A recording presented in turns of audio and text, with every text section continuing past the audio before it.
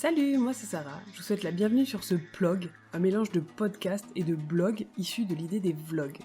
La différence avec un podcast classique ? Rien n'est préparé. Je m'apprête à vous parler pendant 12 minutes, qui est selon moi le temps idéal puisque c'est la durée de mon trajet maison-boulot. L'objectif, tenir un carnet de bord de ma thèse et j'espère réhumaniser les doctorants car oui, même après Bac+5, on reste des humains. Bonne écoute! Pour commencer cet épisode, je dois absolument corriger un truc que j'ai dit dans l'épisode 2 et qui était une bêtise. Merci chérie de me l'avoir souligné. La médecine n'est pas une science dure. Voilà, bon, ça c'est dit, je continue. Certains m'ont demandé c'était quoi la différence entre un doctorat et une thèse, et comme je savais pas bien, j'ai fait des recherches sur internet et je vais vous expliquer ce que j'ai compris. Entre parenthèses, c'est une petite dédicace à un podcast qui s'appelle Vulgaire par Marine Baousson, que je vous recommande, qui est trop génial et que je dévore à chaque épisode. Officiellement, le doctorat, c'est le nom du diplôme, et la thèse, c'est juste le nom du document qu'on va rendre. Mais en fait, quand on fait un doctorat, effectivement, l'objectif au bout, c'est d'aller soutenir une thèse. Donc c'est un écrit, qui fait des centaines et des centaines de pages, et une soutenance orale. Mais pendant le doctorat, il y a aussi plein d'autres choses qui se passent, et notamment de la formation. Puisque c'est un diplôme, on est aussi formé au doctorat, donc on a des cours, etc., etc. Ça, j'en sais pas encore beaucoup plus pour l'instant, mais j'ai vu qu'il y avait des programmes de formation complets de la part de l'école doctorale dans laquelle je vais m'inscrire, donc j'aurai le temps de vous en reparler plus tard. Ensuite, la différence entre un doctorant et un thésard, là, c'était pas très clair. Mais en gros, ce que j'ai compris, c'est que le doctorant, c'est vraiment le nom officiel, et le thésard, c'est un peu le petit nom. Voilà, ça se finit en art, comme connard, ou encore bâtard, lézard, canard, bavard, motard. Bref, c'est pas forcément un nom très officiel. Mais bon, on va pas chipoter, j'utiliserai soit l'un soit l'autre, histoire de pas faire trop de répétitions dans le podcast. J'en suis presque à 2 minutes de podcast et j'ai toujours pas abordé le sujet du jour. Et le sujet du jour, c'est la communauté. Alors quand j'ai créé mon compte Instagram pour mon cheval, parce que oui, j'ai aussi un compte Instagram pour mon cheval, c'est Transition & Co pour ceux que ça intéresse, j'ai découvert qu'il y avait une communauté équestre, mais super active, et je me suis dit waouh, c'est trop génial, on échange des infos, on se donne des tuyaux et tout. Bah en fait, c'est la même chose pour les doctorants. Il y a vraiment une communauté de dingue qui existe et qui nous permet vraiment d'avoir des échanges, des tuyaux, de partager des choses, etc. La première étape de cette découverte pour moi, ça a été d'écouter le podcast Bien dans ma thèse. Bien dans ma thèse, c'est une nana qui s'appelle Mathilde qui a monté un podcast où elle interroge des doctorants sur leur parcours, etc. Mais surtout, cette personne a créé un Discord pour les doctorants. Discord, c'est une espèce de plateforme presque comme un réseau social, sur lequel on a en gros une partie forum avec des thématiques différentes, voilà, des thématiques qui vont intéresser les doctorants, comme par exemple monter sa bibliographie, utiliser des outils numériques, etc. Et on a aussi des moyens de discuter avec des personnes en privé. Donc ce Discord, là, j'ai pas encore accès à tout parce que je ne suis qu'en pré-thèse, mais c'est vraiment une mine d'or d'informations, c'est incroyable. Je suis déjà accro, j'y vais tous les jours, toutes les heures quasiment, et je surveille ce qui se passe. Bon, quand je serai vraiment en doctorat, peut-être j'aurai pas trop le temps. Mais pour l'instant, en tout cas, je savoure tous ces éléments. J'en profite pour faire un petit coucou à Esther et à Louise, qui sont les 2 premières personnes avec qui j'ai discuté, et qui sont aussi plus ou moins dans le domaine des sciences de l'éducation et de la formation. Je sais qu'elles écoutent le podcast, donc petite dédicace. Grâce à Esther, j'ai même découvert il y a pas longtemps une conférence qui a eu lieu samedi dernier, qui était organisée par l'association, en gros, de la recherche en sciences de l'éducation et de la formation, donc c'est vraiment mon domaine. Une conférence qui a eu lieu toute une matinée samedi sur plein de thèmes différents, dont la thèse, s'organiser, comment se lancer, blabla. Bref, c'était trop génial et je me dis, si j'avais pas connu ce Discord, j'aurais pas eu accès à cette conférence. En plus, j'ai fait un petit coucou à mon futur directeur de thèse qui était aussi présent, je me dis que je marque des points et que ça peut pas faire de mal. Je profite aussi de ce podcast pour faire un petit coucou à Marie. Elle va se reconnaître. Marie, c'est une des personnes grâce à qui je me suis lancée en doctorat, parce qu'en fait, elle en fait un, et pour moi, comme c'était un monde inaccessible, j'ai bien vu qu'en fait, ça pouvait arriver à des gens, et du coup, voilà, je lui ai posé plein de questions quand j'ai eu envie de commencer à monter mon projet, avant même d'en parler à qui que ce soit d'autre. C'est Marie qui avait l'info, et Marie, elle est aussi membre, alors je crois qu'elle est trésorière, d'une association de doctorants de son université, et pareil, ils mettent en place plein de choses pour qu'il y ait des échanges, etc. Alors vous vous dites peut-être, ouais, ok, vous vous échangez des tuyaux, mais à quoi ça sert concrètement ? Bah en fait, si j'essayais de faire une métaphore, on pourrait essayer de se dire que si je fais ma recherche dans mon coin, bah je vais créer une petite brique de connaissances scientifiques. Voilà, j'ai ma petite brique, je fais quoi ? Je l'expose dans mon salon, j'en fais quoi de ma connaissance ? J'en fais quoi de ma thèse ? C'est un bouquin, je le mets dans ma bibliothèque ?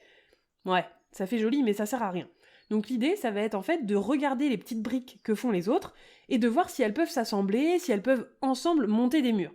Parce que l'idée, c'est vraiment de partager les résultats, de partager les connaissances, et si on met pas en place des choses pour pouvoir échanger et discuter, ça ne pourra pas arriver.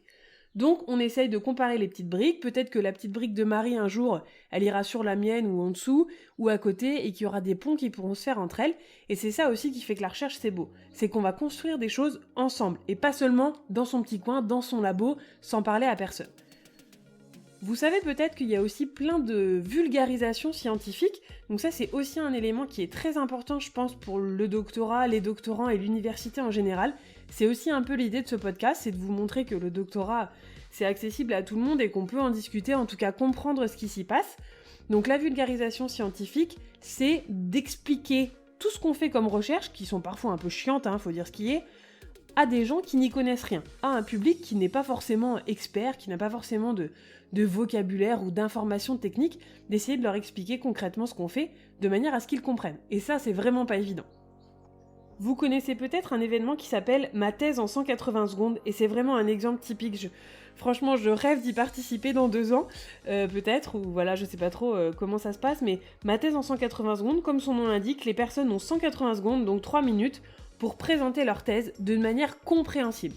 Alors vous imaginez bien que quand on fait des thèses en médecine, en biochimie, en je sais pas quoi, faut déjà poser quelques bases techniques avant de pouvoir expliquer ce qu'on est en train de rechercher. Je vous recommande fortement d'aller regarder des entraînements ou des finales régionales ou quoi de Ma thèse en 180 secondes parce qu'en fait, on comprend tout. C'est vraiment l'intérêt du truc, c'est vraiment de faire en sorte que les gens comprennent. Et ça, des événements comme ça, comme Ma thèse en 180 secondes, c'est vraiment des événements qui permettent de pousser la thèse, de communiquer dessus, d'expliquer ce qui se passe et de montrer justement que ça peut être accessible. Donc tous ces éléments-là, ça permet de générer des échanges, des réflexions, du collectif. Et alors moi dans ma thèse, on en reparlera un peu plus tard, mais vraiment je suis centrée sur ça, sur la collaboration, le collectif, la participation de chacun et la collaboration même de chacun. J'en profite aussi pour vous parler d'un autre programme qui existe qui s'appelle Réflexion, donc c'est reflexion.s, parce que ça peut être une réflexion ou plusieurs. Alors je suis pas du tout, j'ai pas d'action chez eux ni rien, mais c'est organisé par le Dôme. Le Dôme c'est un tiers-lieu qui est à Caen, je vous invite à vous renseigner un peu si vous connaissez pas, c'est très intéressant. Et donc c'est pareil, ils ont un compte Instagram, ils communiquent et ils essayent d'expliquer ce que font les doctorants, notamment de l'université de Caen, puisqu'ils sont sur Caen, mais c'est aussi des choses qui sont intéressantes et qui permettent de rendre accessible, de vulgariser, de créer une espèce de médiation entre les savoirs qui sont parfois très techniques et voire trop techniques des fois où on comprend pas forcément tout, et des personnes, qui sont des personnes qui n'ont pas forcément la technique ou le contexte professionnel ou même de réflexion sur ça, et de leur expliquer, en fait, juste expliquer gentiment ce qu'on fait. Ça c'est de la pédagogie, c'est un peu mon métier, donc j'espère que c'est un truc qui va fonctionner aussi pour moi, de pouvoir expliquer tout ce que je fais. J'ai d'assez bons retours globalement sur le podcast, donc je suis super contente. N'hésitez pas à faire un peu de pub parce que ça me ferait grand plaisir de pouvoir communiquer tous ces éléments entre guillemets au plus grand nombre. Et on va commencer à attaquer des sujets un peu plus techniques et un peu plus dans le dur dans les prochains épisodes parce que j'ai vraiment commencé à réfléchir sur ma future thèse en elle-même et pas seulement sur le doctorat en général. En découvrant cette communauté, j'ai aussi découvert des choses auxquelles je ne m'attendais pas vraiment sur la thèse. On en reparlera dans un prochain épisode, mais en fait, j'ai découvert des choses qui ne m'inquiétaient pas et qui commencent maintenant à m'inquiéter parce que tout le monde en parle. Je vous donne des petits exemples vite fait, mais on en reparlera. Par exemple, la vie de couple quand on est en thèse. Genre, vous allez penser tellement à votre thèse que votre couple peut en pâtir. Bon, moi, ça fait pas très très longtemps que je suis avec mon chéri, donc pour l'instant, tout est beau, tout est rose, mais je vous avoue que ça m'inquiétait pas, et puis maintenant, je commence à y réfléchir. Il y a d'autres choses, l'organisation, le temps que ça prend, le fait qu'on est tout le temps en train d'y penser et qu'on n'arrive pas à décrocher. Bon, ça c'est plutôt dans mes habitudes habituelles, donc je vois pas trop ce que ça va changer dans ma vie, mais il y a plein de petits éléments comme ça sur lesquels je m'inquiétais pas avant et sur lesquels maintenant je commence à réfléchir, grâce justement à cette communauté. C'est bête, mais le fait d'anticiper les éventuels problèmes, les éventuelles questions, les éventuels soucis que la thèse et le doctorat peuvent amener, ça permet de s'y préparer un peu mieux. Moi j'ai encore quelques semaines avant de me lancer réellement, donc ça va me permettre d'y penser, de réfléchir, d'anticiper, mais aussi simplement psychologiquement d'avoir ça en tête avant de démarrer. Et j'ai pas dit psychologiquement au hasard parce que j'entends aussi beaucoup parler de la santé mentale des thésards, de la manière dont ils vont, tout simplement. Donc apparemment, et notamment avec le Covid, il y a plein de thésards qui vont mal parce que ils se sont sentis isolés, ils ont eu un peu l'impression de revenir en arrière et d'être un peu tout seuls chez eux. Donc je pense vraiment que des initiatives comme le Discord de Bien dans ma thèse ou des choses comme ça peut vraiment améliorer les choses et faire en sorte qu'il y ait plus de partage et plus d'humanité dans ces recherches scientifiques, parce qu'on fait tous des recherches scientifiques, mais c'est pas parce qu'on est scientifique et qu'on s'intéresse aux sciences qu'on est tout seul dans son labo avec ses épuisettes, j'allais dire. Ça c'est bien un lapsus de Normande. Avec ses éprouvettes, évidemment. Mais c'est des éléments qui me semblent vraiment très importants. Donc moi j'ai commencé à échanger avec plusieurs personnes et je sens déjà que ça m'enrichit vraiment et que ça peut enrichir mon sujet. Et ils mettent aussi par exemple en place des sessions de travail à plusieurs. C'est-à-dire qu'en gros vous vous connectez en ligne chacun chez vous puis vous vous regardez bosser. Bon, en fait l'idée c'est de se dire que si on est observé par quelqu'un, on va pas aller sur Facebook, on va pas être distrait par une notification ou autre. J'espère que vous trouvez ces éléments intéressants parce que moi c'est vraiment des choses que je découvre sur le doctorat et que je trouve plutôt enrichissantes et auxquelles je m'attendais pas. Donc je trouve ça intéressant au début de mon projet, de présenter comme ça un peu les préjugés que je pouvais avoir et mes découvertes au fur et à mesure. Je pense que mes podcasts me feront bien rire dans quelques semaines, mais en tout cas je prends beaucoup de plaisir à vous raconter tout ça et j'espère que vous prenez aussi du plaisir à écouter. À bientôt! Ah, au fait, j'ai aussi créé un compte Instagram qui s'appelle Plug de thèse.